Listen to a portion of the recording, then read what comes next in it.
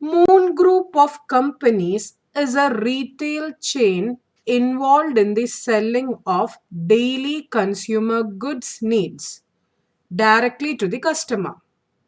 Okay. They are in the process of appointing an audit firm for audit of their accounts for the financial year 1920. So here they are going to appoint a firm. Moon Group is a South Indian based consumer store having total of 16 outlets across 4 cities in South India. Fine. Sumat and Co. is appointed as the principal auditor. Principal auditor. We hear in essay 600. Though you need not study in detail, we have referred essay 600 is using the work of other auditor.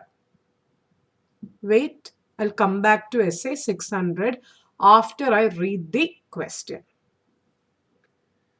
The Companies Act 2013 prescribes in detail the terms of audit engagement. Students, terms of audit engagement, we have essay 210. So here they say Companies Act prescribes, but we have our standards on auditing essay 210, which deals with agrees on the terms of audit engagement. Further, there are many branch auditors appointed for the outlets in other cities. Branch audit 143 subsection 8 of Companies Act. This branch auditor we can call it as other auditor, or we can call it as another auditor also. So the head office auditor is called as what? Principal auditor. Branch auditor is other auditor, another auditor. Continuing up. The company also has internal audit function conducted on quarterly basis by Ram and Co. So Ram and Co are the internal auditors under section 138 of Companies Act internal audit. So here Sumat and Co, they are the external auditors. They will be using the work of Ram and Co, who are the internal auditors.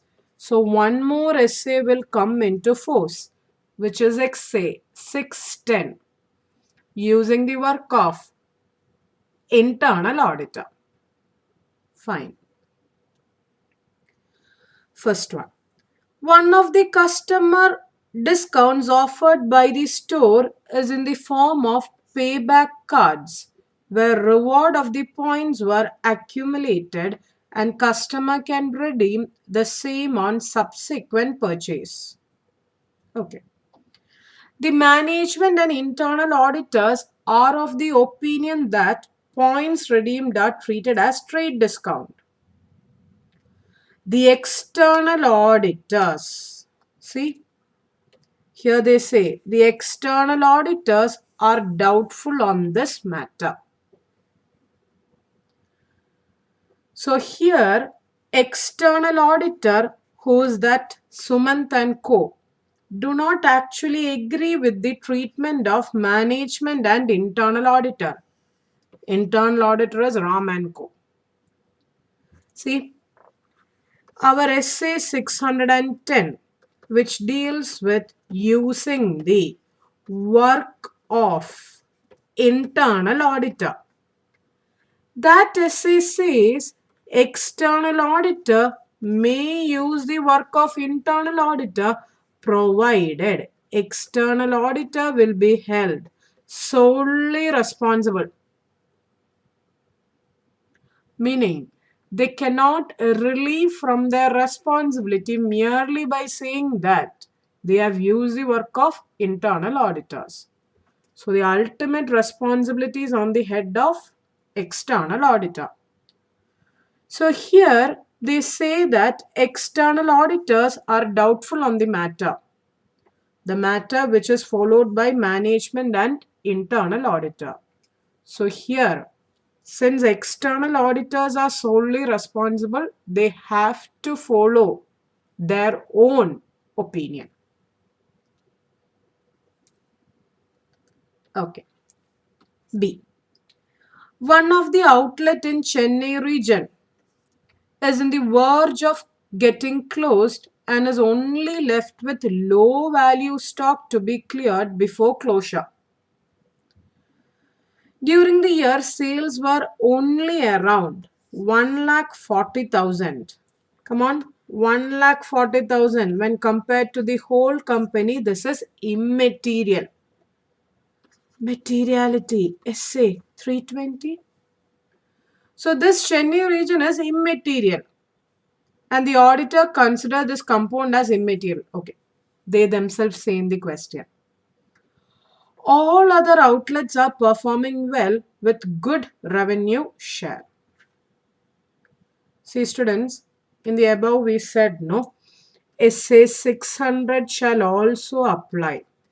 600 is using the work of other auditor or another auditor.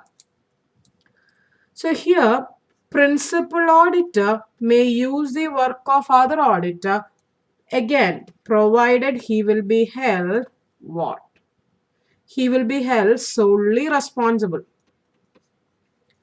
So before this principal auditor uses the work of other auditor, he has to apply certain procedures. But if the component is immaterial, SA 600 for an immaterial component, just think students, will you apply all the procedure for an immaterial component? No.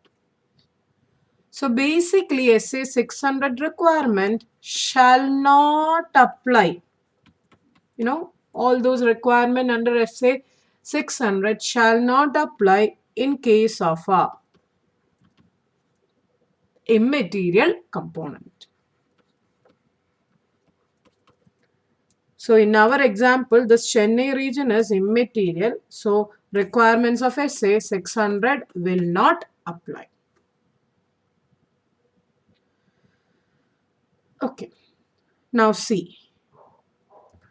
The gratuity valuation of the employees of retail chain is done by an external valuer. The auditor, considering the quantum involved, appoints external auditors expert for the verification of actuarial calculation of gratuity. See, in the related concept, I said expert. If it is auditor's expert, SA 620. If it is management expert, it is SA. Come on, management expert, part of evidence collection, so SA 500. Here, they appoint external auditors expert plus they have a management expert too. So here, indirectly, SA 500, SA 620 comes into role using the work of expert. So same concept will repeat here. Auditor may use the work of expert provided he will be held solely responsible.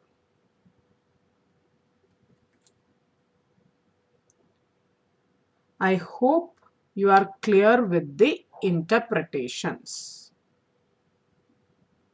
Now students, before going on to the questions, let me just say what all we discussed. So students, we discussed the requirements of SA 600. We discussed the requirements of SA 210. We discussed the requirement of SA 610 as well as SA 620. Keeping all these points in mind, shall we read the questions? From the above fact, answer the following by choosing the correct answer. See students, as I said in the beginning, it's integrated case study, full passage. Now this will be followed by 5 questions. Each may be for 1 mark or for 2. As per essay 210, agreeing the terms of audit engagement, which of the following is correct? So here they have asked you which of the following is correct. Meaning, out of the 4 options you have, one option will be correct. Meaning, other 3 options will be incorrect. Right. So we will use our other technique, ruling out. So we will rule out all the incorrect. So in the end, we'll come to correct one. Shall we? A. Though law prescribes in detail sufficient the terms of audit engagement, the auditor still needs to record them in written agreement and also seek written agreement from the management that it acknowledges and understands that it has responsibility for preparation of FS. See students, let me take a minute off from here. As per essay 210, agreeing on the terms of audit engagement, it says one important point. If law and regulation prescribes the terms of engagement, once the terms are prescribed in law or regulation, then again auditor need not give in written agreement, but he should obtain an acknowledgement. See, this is as per essay 210. If terms and conditions are prescribed by law, you need not give them again in written agreement. No need. But you should obtain an acknowledgement from management that they understand the requirements of relevant law. So we have revised one concept in essay 210. So in A option they say, even though law prescribed, they still need to record in writing and obtain acknowledgement. This is incorrect because as per our discussion just above, we said no, once it is prescribed by law, again they need not give in writing. So A is incorrect. Roll out. B.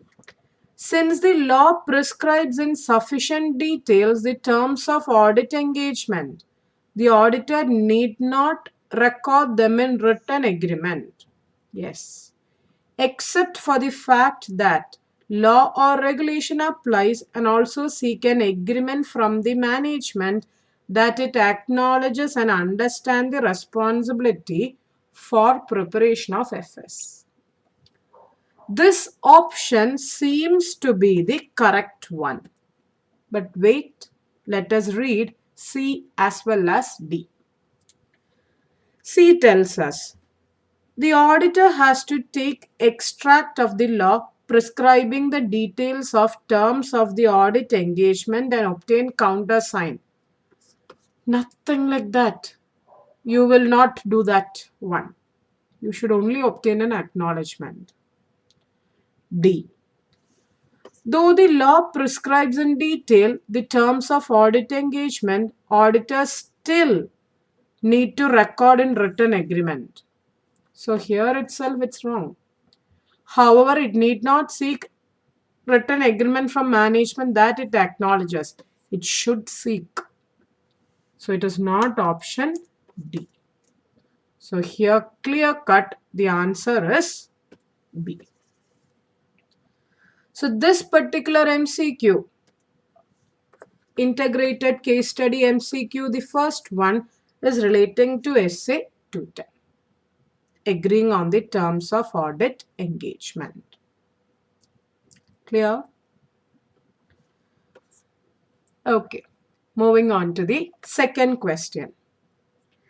With respect to the treatment of discount on redemption of points in the payback card, what action should be that of the external auditor? You remember that point, eh? This point, students, here.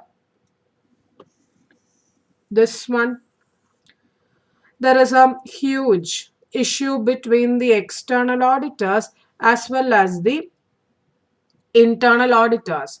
Once there is some kind of issue, external auditors shall not use the work of internal because they are held solely responsible. So this concept you have already discussed. Now let's read the option. The auditor can place reliance and go by the opinion of branch auditor and internal auditor as they have only done thorough and detailed audit of accounts. No. We said a point, external auditor cannot relieve from his responsibility merely because he is using the work of branch auditor SA 600 or internal auditor SA 610. So it's not A. B. The auditor can place reliance on management accounting policy as prima facie they are only responsible for preparation of accounts. See, I agree, management is responsible for accounting policy, but auditor need not accept them. Auditor will evaluate whether the policy is appropriate. So you need not accept if you are not satisfied with the policy. So it's not B option. C. The external auditor has sole responsibility for audit opinion expressed and hence he should perform procedures to satisfy himself on the correct treatment and issue opinion accordingly. Come on, didn't we use this word? Since external auditor is solely responsible, he should satisfy himself. So here C seems to be the correct option, but wait, read the D. The auditor can advise the management on correct treatment but cannot qualify the opinion as branch auditor's opinion has higher authority than external auditor. No, it's wrong. You know why? The ultimate responsibility is on the principal auditor. If they are not satisfied, they can qualify. Qualify, essay 705. So C option seems to be the most appropriate and the correct one. That's it. Other A, B, C are not correct. So this particular essay is regarding the 600 610 requirements. This essay using the work of other auditor, internal auditor. This word solely responsible we have discussed so many times. See, solely, solely, again solely.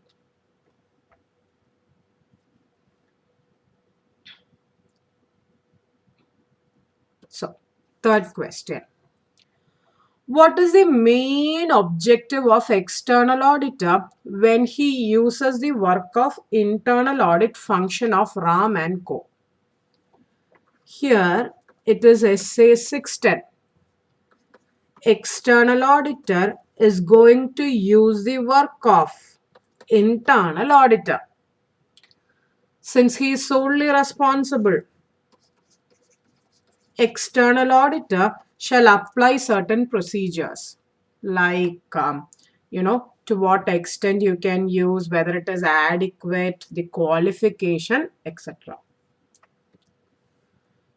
So here they ask you what is the main objective of external auditor when using the internal audit. The main objective. Shall we read? A. To determine as to which areas, to what extent the work can be used whether that work is adequate for the purpose of audit. This seems to be correct, but we'll read further. B. To appropriately direct, supervise, review the work of internal audit function. See students, Essay 610 says two things. External auditor can use the work of internal auditor to obtain audit evidence. Or external auditor can seek what?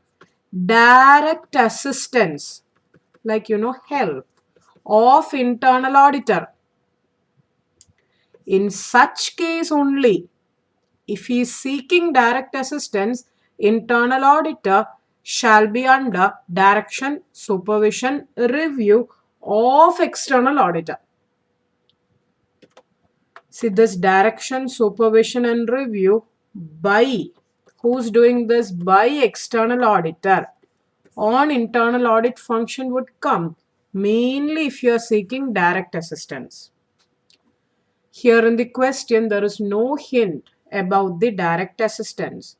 So this is not the main objective. Our objective is not to direct supervise internal audit. Internal audit is a part of management function, students. Understand that. C. Review the internal audit report. Okay. And audit the areas not covered by internal audit function. What? If an area is not covered by internal audit, only that we will audit? No. D. Enquire from management on the special points that arose during internal audit and follow upon the course of action of those points. Students, only that enquiry won't suffice, or that enquiry you may do, but tell me, is that the main objective? No. See, the main objective of external auditor when using internal audit function is mainly to determine these things. Which area, to what extent to use, and if he is using, whether the work is adequate. So come on students, study that sentence now itself. This sentence is in accordance with your essay 610. External auditor using the work of internal audit function. Clear? Now, fourth one. The external auditor finds that branch audit of outlet in Chennai region. You remember Chennai? And we said it is an immaterial component. Only 1,40,000. No. In that question we read. Yeah. Immaterial component 1,40,000. Which is at the verge of closing down, is audited by an auditor who's not the member of ICI. What should the external auditor do? See, there we added a point. Essay 600. Principal auditor using the work of other auditor. Huge amount of procedures are there. But these procedures of Essay 600 shall not apply if it is an immaterial component. See, just for 1,40,000, which is immaterial, will the principal auditor sit and do all the procedures? No. So keeping that in mind, shall we read the option A?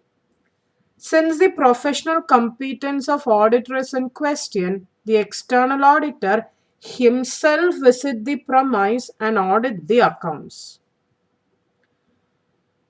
See, external auditor can, principal auditor can perform procedure, but he is not the one who is in charge of audit of accounts. So it's not A. B. Since the financial statement of component is immaterial, provisions of Essay 600 will not apply. That's correct. Since it is immaterial component, SA 600 will not apply. That should be the answer, but wait. C. The auditor can rely on the FS of component by obtaining written representation from management that the branch auditor is otherwise well qualified. See students, here they are obtaining a written representation as per SA 580. Written representation is necessarily an audit evidence. But is it a conclusive evidence? No. Is it a substitute for evidence? No. Is it a sufficient and appropriate evidence? No, no, no. So this C point, mainly by obtaining a written representation, is not correct. D. Since the professional competence of the auditor is in question, external auditor should coordinate with the branch auditor and call for books of accounts and other explanation. For an immaterial component, we said principal auditor will not use the work of other auditor. SA 600 requirements will not apply. So clearly the answer is B. So this question is mainly related to that component branch audit, SA 600. I know detailed SA 600 is not there in the material module of new syllabus as such, but still 600 references given here and there. So just be careful if some question like this comes. Last question of this integrated case study. Which of these is not a factor affecting external auditor's evaluation of objectivity of internal audit function? See again in SA 610, external auditor using the work of internal auditor. Since external auditor is solely responsible, he has to evaluate certain factors before using internal audit function. So here they have asked which of the following is not a factor which external auditor should see. A. Whether the organizational status of internal audit function supports the ability of the function to be free from biases, conflict of interest, or undue influence of others to override professional judgment. See, we see a factor called as level of reporting, his competence, capability, etc. So you have to see internal auditor's status, whether he is biased, etc. If you feel the internal auditor is biased, come on, you won't use the work. So it's not A. A you have to see. They have asked which is not a factor. B. Whether the internal audit function is free of any conflicting responsibilities. This also we see some kind of independence or biased they may be. If you feel internal auditor is biased, they are having too many conflicting responsibilities, then you won't use. So this is also a factor you may have to see. So B option ruled out. C. Whether the internal auditor have adequate technical experience, training and proficiency in auditing. Come on, we will see the competence, capability and objectivity of internal auditor, I agree. But do we see his training, expertise, proficiency in auditing? No. Because as an external auditor, we are the expert. So this factor you don't have to see. Here they have asked which is not a factor. So C seems to be the answer, but wait. If this auditing was not given, then C option you have to see. D. Whether those charged with governance oversee employment decision related to internal audit function. See, internal audit is a part of management function. So whether the management TCWG oversee internal audit function on a regular basis, that also you will consider. So here clearly the answer is the answer is which option? C. Whether the internal auditors have adequate technical training, proficiency in auditing. Because of that word auditing. So this particular question is relating to essay 606.